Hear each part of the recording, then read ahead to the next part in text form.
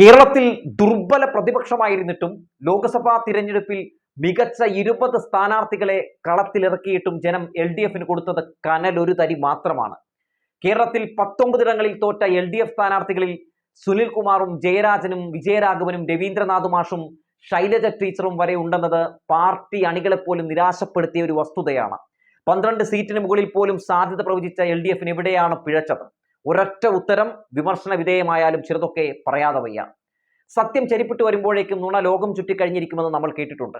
ഈ ഡിജിറ്റൽ കാലഘട്ടത്തിൽ സത്യം ചെരിപ്പിട്ട് വരുമ്പോഴേക്കും നുണ ലക്ഷക്കണക്കിന് കോടിക്കണക്കിന് വട്ടം ചുറ്റിക്കഴിഞ്ഞ് കാണും. അതെ, സർക്കാരിനെതിരെ പ്രചരിച്ച അല്ല മാധ്യമങ്ങൾ പ്രചരിപ്പിച്ച നുണകൾ പ്രതിരോധിക്കുന്നതിൽ വന്ന വീഴ്ച തിരഞ്ഞെടുപ്പിൽ LDFനെ പ്രതികൂലമായി തന്നെ ബാധിച്ചു. അത് സംബന്ധിച്ച് കൊടുത്തേ മതിയാകും. പെൻഷൻ വിതരണം മുടക്കിയത് സർക്കാരാണെന്ന് മാധ്യമങ്ങളും പ്രതിപക്ഷവും കള്ളം പറഞ്ഞ് കൊട്ടി ആഘോഷിച്ചപ്പോൾ കേന്ദ്ര സർക്കാരാണ് അതിന് പിന്നിലെന്ന് സർക്കാരിന് ജനങ്ങളെ പറഞ്ഞ് ബോധ്യപ്പെടുത്താൻ കഴിയാതെ പോയിട്ടുണ്ട് എന്നതിനുള്ള ഏറ്റവും വലിയ ഉദാഹരണമാണ് മറിയക്കുട്ടി ചേട്ടത്തി. ചേട്ടത്തി ആഘോഷമാക്കി മാധ്യമങ്ങളും പ്രതിപക്ഷവും സർക്കാരിനെ തകർക്കാനുള്ള ആയുധമാക്കിയ സാഹചര്യത്തിൽ ചേട്ടത്തിക്കെതിരെ AK ബാലനെ പോലുള്ള മുതിർന്ന നേതാക്കൾ നടത്തിയ പരിഹാസ പ്രതികരണങ്ങൾ പാർട്ടിക്കാരല്ലാത്ത നിഷ്പക്ഷ ജനങ്ങളിലുണ്ടാക്കിയ സർക്കാരിനോടുള്ള വെറുപ്പ് ചെറുതൊന്നുമല്ല. മാധ്യമങ്ങളും പ്രതിപക്ഷവും മറിയക്കുട്ടി ചേട്ടത്തിയെ വേണ്ട രീതിയിൽ സർക്കാരിനെതിരെയുള്ള ആയുധമാക്കി മാറ്റിയപ്പോഴും മുഖ്യമന്ത്രിക്ക് പോലും അതിന് തടയിടുന്ന രീതിയിലുള്ള പ്രതികരണം രേഖപ്പെടുത്താൻ കഴിഞ്ഞില്ല എന്നത് വസ്തുതയാണ്. പിന്നെ ഈ സർക്കാർ ജനങ്ങൾക്കൊപ്പമല്ലെന്ന് വരുത്തി തീർക്കാനുള്ള ശ്രമങ്ങളായിരുന്നു പ്രതിപക്ഷവും മാപ്രകളും നടത്തിയത്. കോളിളക്കം സൃഷ്ടിച്ച മാസപ്പടി എന്ന വമ്പൻ അഴിമതി ആരോപണവുമായി മാത്യു കുഴൽനാടൻ എന്ന് പറയുന്ന മൂവാറ്റുപുഴ MLA എത്തിയതോടെ 6 മാസം മാധ്യമങ്ങൾ അതിൽ കടിച്ചു തൂങ്ങിയാടി.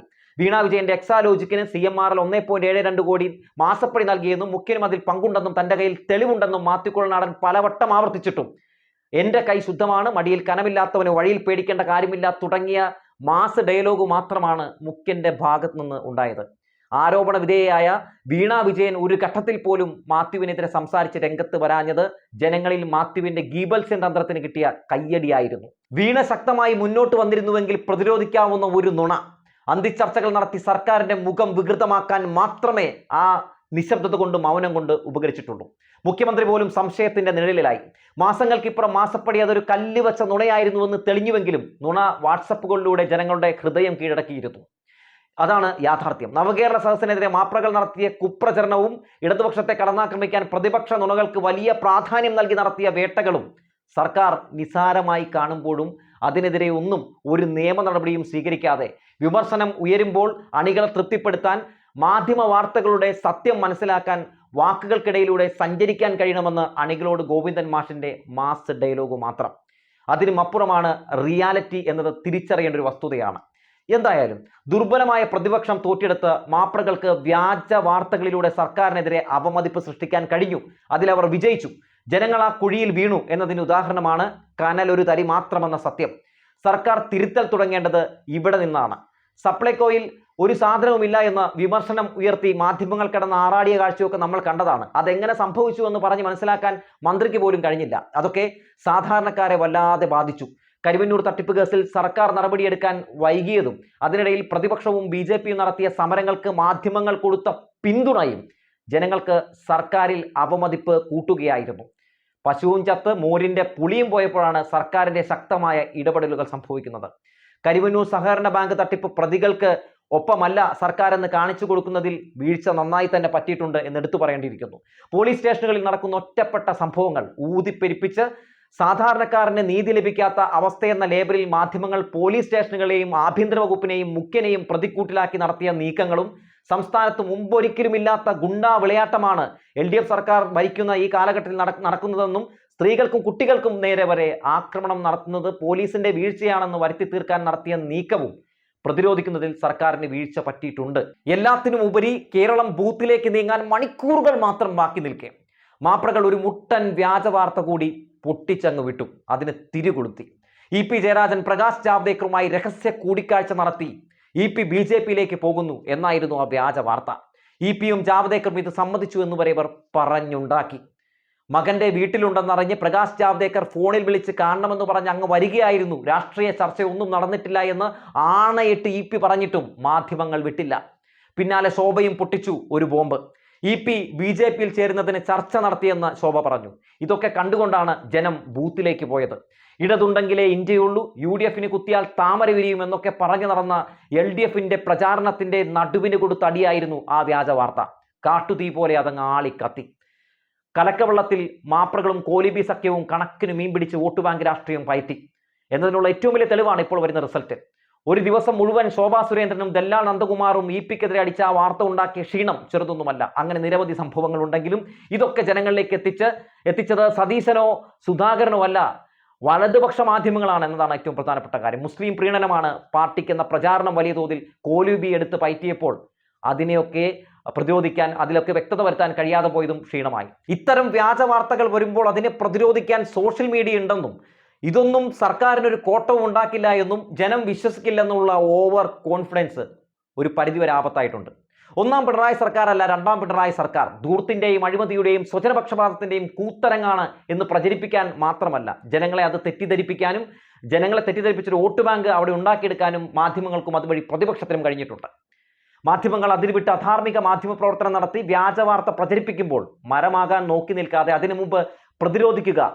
അതുപോലെ തന്നെ അന്തിച്ചർച്ച എന്ന പേരിൽ ഏതെങ്കിലും ഒരു വ്യാജ വാർത്ത മുന്നിൽ വെച്ച് AC റൂമിലെ 4 ചുമരിലകത്തിരുന്ന് പ്രോംപ്റ്റർ നോക്കി സർക്കാരിനെ കീറിമുറിക്കുന്ന കഥാപ്രസംഗം നടത്തുന്ന വിഷം തുപ്പുന്ന മാധ്യമ പ്രവർത്തകരെ നിലക്കി നിർത്താനുള്ള ബാധ്യത ഈ നാട്ടിലെ സർക്കാരിനുണ്ട്. കുറഞ്ഞത് അത്തരം ചർച്ചകളിൽ ഇടതുപക്ഷ പ്രതിനിധികളെ അയക്കാതിരിക്കുക. അതൊരു സാമാന്യ ബുദ്ധിയാണ്. സൈബർ ഇടങ്ങളിൽ ഇത്തരക്കാരെ തുറന്നു കാണിക്കുന്ന സഖാക്കളും അത് ആഗ്രഹിക്കുന്നുണ്ട്. രണ്ടാം പിണറായി സർക്കാർ മത്സരിക്കുന്നത് ഒന്നാം പിണറായി സർക്കാരിനോടാണ്, അല്ലാതെ UDF-ന്റെ മുൻകാലത്തെ ഭരണത്തോടല്ല. പ്രതിപക്ഷവും മാധ്യമങ്ങളും ഉന്നയിക്കുന്ന നുണകളിൽ മൗനം വെടിഞ്ഞ് മുഖ്യമന്ത്രി പവർഫുള്ളായി തിരിച്ചടിക്കുന്ന നിമിഷം ഇതൊക്കെ മാറിമറയും. പ്രളയത്തെയും നിപ്പയെയും കോവിഡിനെയും അതിജീവിച്ചപ്പോൾ ആ ദൗത്യങ്ങൾക്ക് കൂടെ നിന്ന സമൂഹ മാധ്യമങ്ങളുടെ വാതിലുകൾ തുറന്ന് വ്യാജ പ്രചരണങ്ങളെ തോൽപ്പിച്ച് മൂന്നാമതും ഈ സർക്കാർ അധികാരത്തിൽ വരണം. അത് ജനങ്ങൾ ആഗ്രഹിക്കുന്നുണ്ട്, പ്രതീക്ഷിക്കുന്നുണ്ട്. ഈ പരാജയം തെറ്റിദ്ധരുത്തി വരാനുള്ള സിഗ്നലാണ്. ഒപ്പം എല്ലാ മന്ത്രിമാരും അവരവർ ചെയ്യുന്ന വികസനങ്ങൾ ജനങ്ങളിലേക്ക് അപ്പോൾ തന്നെ എത്തിക്കാനും ജനങ്ങൾക്കത് കാണാനുള്ള ഇടങ്ങൾ സോഷ്യൽ മീഡിയ പ്ലാറ്റ്ഫോമിൽ ഇടുന്നതും ഉപകാരപ്രദമാകും. ഇപ്പോഴും പറയുന്നു, കേരളത്തിൽ മാധ്യമങ്ങളാണ് പ്രതിപക്ഷം.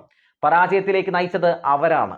മനസ്സിലാക്കേണ്ടത് 2 കാര്യങ്ങളാണ്. മാധ്യമ അജണ്ട നമ്മളെ ഇല്ലാതാക്കുക എന്നതാണ്, ഈ സർക്കാരിനെ താഴെ ഇറക്കുക എന്നതാണ്. എന്തൊക്കെ നല്ല കാര്യങ്ങൾ ചെയ്താലും അവർ കണ്ടെത്തുക കുറ്റങ്ങൾ മാത്രമാകും. അതുകൊണ്ട് ജനങ്ങളിലേക്ക് എത്തിപ്പെടാൻ ഇടതുപക്ഷ ചാനലുകളും സോഷ്യൽ മീഡിയ സാധ്യതകളും മാക്സിമം ഉപയോഗപ്പെടുത്തുക. മുഖ്യനും മന്ത്രിമാരും ഒന്ന് നിവർന്നു നിന്ന് പ്രതിരോധിച്ചാൽ തീരാവുന്ന പ്രശ്നമേയുള്ളൂ. നമ്മുടെ നിലമ്പൂർ MLA PV അൻവർ ഷാജനെയും അതുപോലെ തന്നെ വ്യാജ വാർത്ത പ്രചരിപ്പിച്ച മാപ്രകളെയും ഒക്കെ വിറപ്പിച്ച കാഴ്ച ഓർക്കുന്നില്ലേ?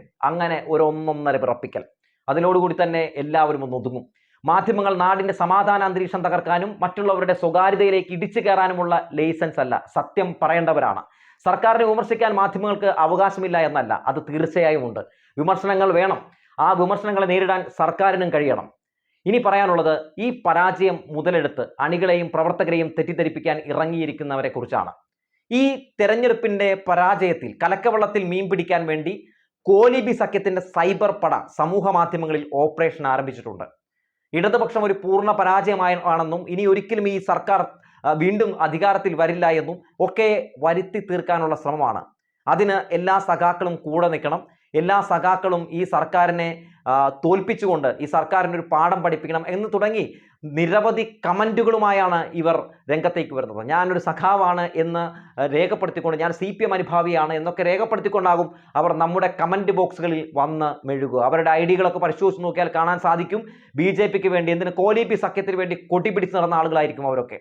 അപ്പോൾ ഇത്തരത്തിൽ വളരെ നിരാശരായിട്ട് അണികളിരിക്കുന്ന സമയത്ത് അവരെ വൈകാരികമായി അവരെ തളർത്തുക, അതിനോടൊപ്പം തന്നെ അവരെ ഈ പാർട്ടിയിൽ നിന്ന് പറിച്ച് നീക്കാനുള്ള ശ്രമങ്ങൾ നടത്തുക, ഇതൊക്കെയാണ് ഇവരുടെ ലക്ഷ്യമെന്ന് പറയുന്നത്. എന്തായാലും എന്തൊക്കെ രീതിയിലുള്ള ഏതൊക്കെ മാർഗങ്ങൾ നടത്തിയാലും മറ്റുള്ള പാർട്ടിയെ പോലെ നിലപാടില്ലാത്ത ആളുകളൊന്നുമല്ല ഈ പാർട്ടിയിലുള്ളത്. ഒരുപാട് നാൾ കൊടി പിടിച്ച് നടന്ന് ഒരുപാട് പരാജയങ്ങളും കണ്ടിട്ടുണ്ട്. ആ പരാജയങ്ങളൊക്കെ അതിജീവിച്ച ചരിത്രവും ഈ പാർട്ടിക്കുണ്ട് എന്ന് ഇത്തരം കോലിബി ഓപ്പറേഷനുമായി രംഗത്തേക്ക് ഇറങ്ങുന്ന സൈബർ പടയോട് പറഞ്ഞു വെക്കുകയാണ്.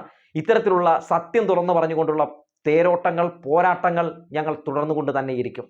ഒരു സംശയവും വേണ്ട. ഒരു സൈബർ ആക്രമണത്തിന് മുമ്പിൽ തളരാനോ തകരാനോ ഞങ്ങൾ നിൽക്കില്ല. മരിക്കുവോളം പോരാടിക്കൊണ്ടേയിരിക്കും എന്ന് പറഞ്ഞു വെച്ചുകൊണ്ട് നിർത്തുകയാണ്.